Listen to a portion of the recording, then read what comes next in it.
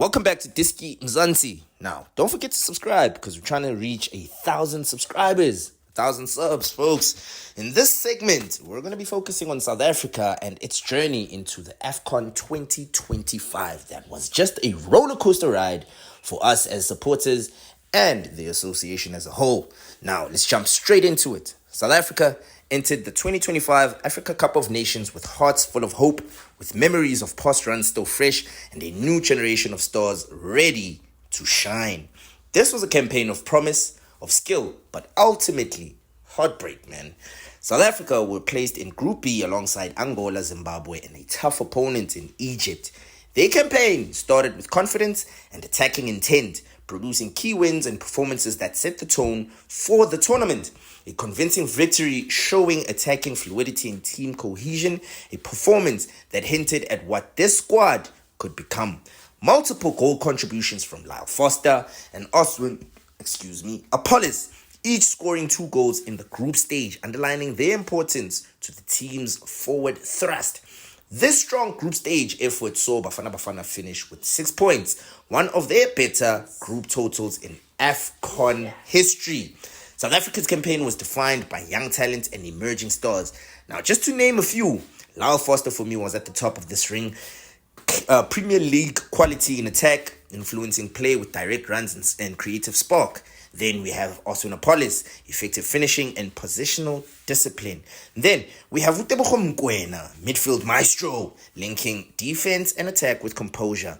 Evidence Makgopa, the super sub, impact, late goals and momentum, changing the work at all times whenever he was on the field. And then finally, Ronwen Williams, my captain, commanding presence in goal, giving the backline confidence under pressure.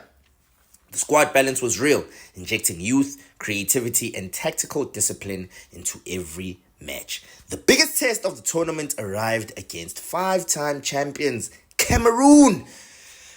Boy, oh boy, that was a tough one. Bafana Bafana started boldly in the round of 16 in Rabat, pressing high and probing with intent, but in knockout football, clinical moments define destiny.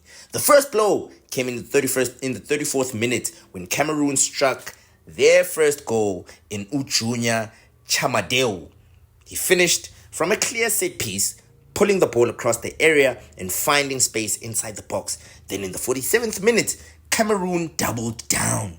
Just after halftime, Cameroon doubled their lead in Christian Kofane, who rose to head home a lofted cross and put the Lions firmly in control. South Africa never stopped fighting, but for the long periods, they lacked the final touch in the attacking third.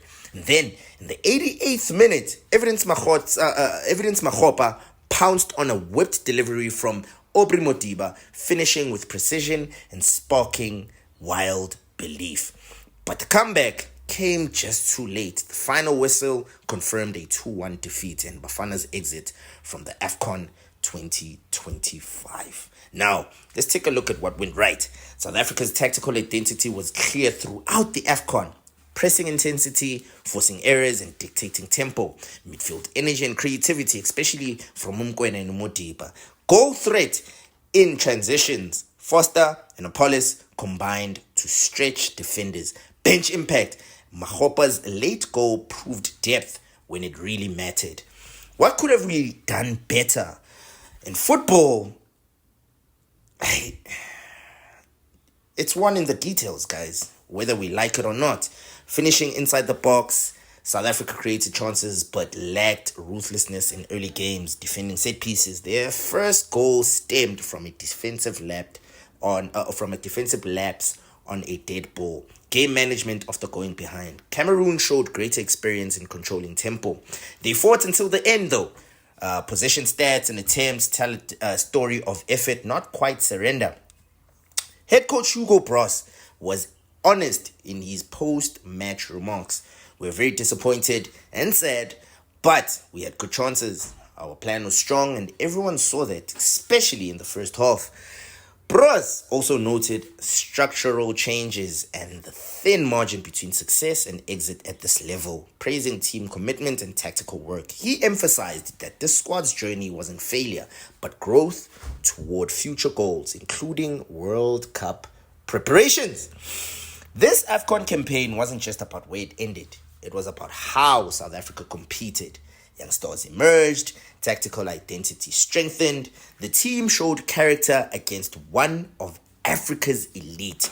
So yes, the journey ended earlier than we hoped, but Bafana Bafana left Afcon 2025 with their heads held high, lessons learned, and a future to chase. Now, let me know what you think in the comment section about how we did, what we could have improved, who you think was the man of the match throughout this entire tournament in our camp. And don't forget to like and subscribe for more Diski Mzansi news. Dango!